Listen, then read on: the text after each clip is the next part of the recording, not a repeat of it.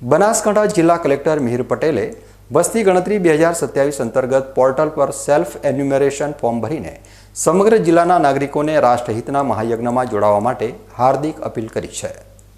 બનાસકાંઠા જિલ્લાના વહીવટી વડા અને કલેક્ટર મિહિર પટેલે આજરોજ પાલનપુર કલેક્ટર કચેરી ખાતેથી દેશના વિકાસ માટે અત્યંત મહત્વપૂર્ણ ગણાતી આગામી વસ્તી ગણતરી 2027ની પ્રક્રિયાના ભાગરૂપે ઓનલાઈન માધ્યમથી પોતાનું સેલ્ફ એન્યુમરેશન ફોર્મ સબમિટ કર્યું હતું.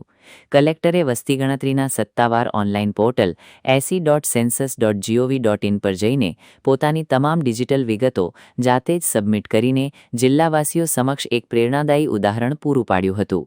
આ પ્રસંગે તેમણે વસ્તી ગણતરીની વિસ્તૃત વિગતો આપતા જણાવ્યું હતું કે વસ્તી ગણતરીનો આ પ્રથમ તબક્કો છે, જે સંપૂર્ણપણે સેલ્ફ એન્યુમરેશન એટલે કે નાગરિકો દ્વારા પોતાની સ્વગણતરી કરવાનો છે અને આ વિશેષ ઝુંબેશ આગામી 17મી મેથી શરૂ થઈને 31મી મે સુધી અવિરતપણે ચાલશે. તેમણે વધુમાં ઉમેર્યું હતું કે સરકારે આપેલા આ સમયગાળા દરમિયાન દરેક સજાગ નાગરિકે પોર્ટલ પર જઈને વસ્તી ગણતરી માટેનું પોતાનું ઓનલાઈન રજિસ્ટ્રેશન કોઈપણ ભૂલ વિના અવશ્ય પૂર્ણ કરી લેવું જોઈએ. વસ્તી ગણતરી એ માત્ર આંકડા એકત્ર કરવાની પ્રક્રિયા નથી, પરંતુ દેશની ભવિષ્યની યોજનાઓ અને રાષ્ટ્રના સર્વાંગી વિકાસનો મજબૂત પાયો છે.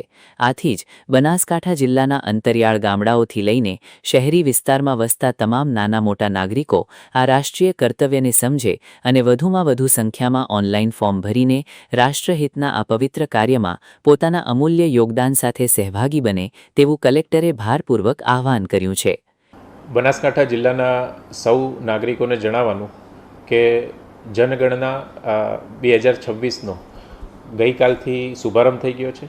આ પ્રથમ તબક્કો છે એ સેલ્ફ એન્યુમરેશન એટલે કે સ્વગણતરીનો છે, જે 17 મેથી 31મી મે સુધી ચાલશે. આજે જે સ્વગણતરી માટેનું પોર્ટલ છે se.census.gov.in એમાં મેં મારું રજિસ્ટ્રેશન પણ જાતે કરાવેલું છે. તો સૌ નાગરિકોને વિનંતી કે આ જે સ્વગણતરીના સમયગાળા દરમિયાન આપનું જે રજિસ્ટ્રેશન વસ્તી ગણતરી માટેનું છે એ આપણે અવશ્ય પૂર્ણ કરી રાષ્ટ્રહિતના આ કામમાં આપણે સૌ સહભાગી થઈએ. જિલ્લાના પ્રથમ નાગરિક તરીકે કલેક્ટરે પોતે જ ઓનલાઈન રજિસ્ટ્રેશન કરીને આ રાષ્ટ્રીય અભિયાનની ગંભીરતા સમજાવી છે. ત્યારે હવે બનાસકાંઠાની જનતા પણ આ ડિજિટલ પ્રક્રિયાને અપનાવીને વસ્તી ગણતરીના આ પ્રથમ તબક્કાને 100% સફળ બનાવશે તે નક્કી છે.